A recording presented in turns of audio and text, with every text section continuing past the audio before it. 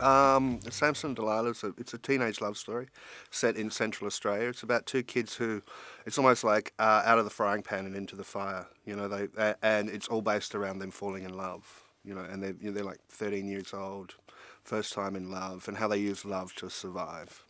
I knew I was going to use actors who had never acted before because I wanted kids that actually came from these communities, because Rowan and Marissa were 13 years of age, but they had almost like 13 years of rehearsing and researching the characters, because they grew up in those communities, so the plot line they've kind of seen around them.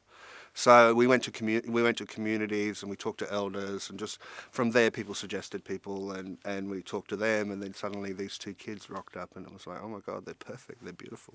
Yeah.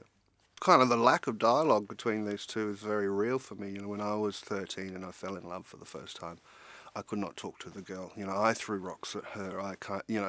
I couldn't walk up and have this sort of monologue about how I feel for her. It was all painfully shy, and it was all about the distance between me and her and the electricity. It wasn't about dialogue. So it was quite truthful for me to write a film where these two kids could fall in love and actually not talk to each other.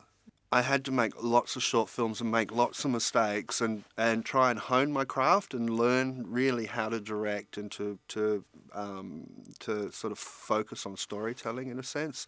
So the short films were very much teaching myself how to direct, so that when Samson and Delilah came along, I kind of had I've got so much more to learn as a director, but I kind of had a good grasp of directing.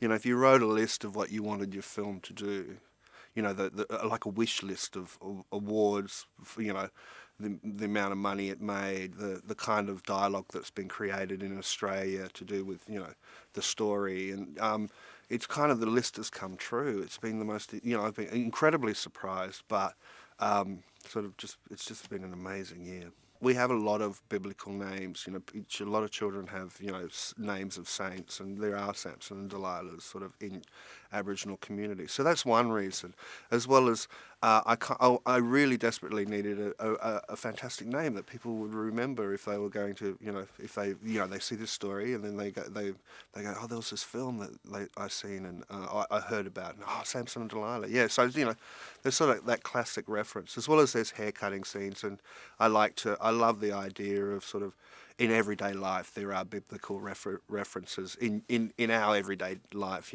We see little bits of Christianity, or all that kind of stuff, or whichever religion we focus on.